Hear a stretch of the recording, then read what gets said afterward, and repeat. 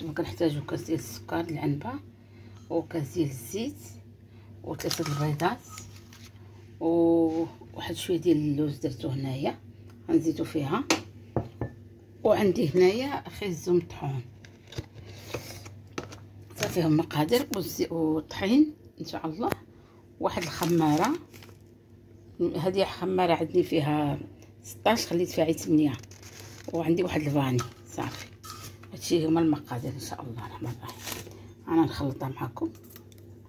غنديرو البيض السكر ان شاء الله صافي، والفاني نزيدو حتى هو.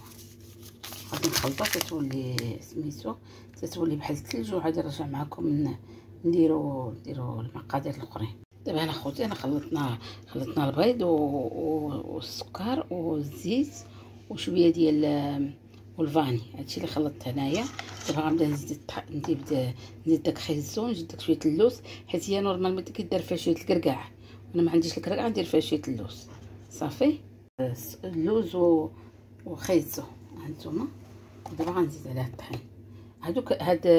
هادي كتعبر لي كاس العنبه. غندير وحده جوج ثلاثه صافي، وغندير لهم هاد الخماره ديالنا.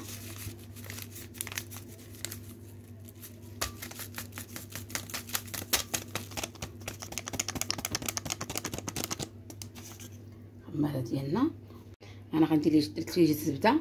دابا غندير ليه شويه تاع الطحين، ومن بعد ملي نبغي نديرها في المول نوريها لكم ان شاء الله. شوفوا خوتي، هي المسكوته ديالي درتها في الفران وغنخليها واحد 40 دقيقه.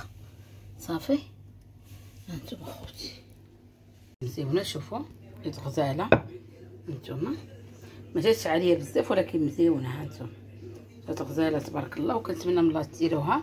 كتجي زوينه لذيذه، فيها خيزو، كتجي زوينه ولذيذه.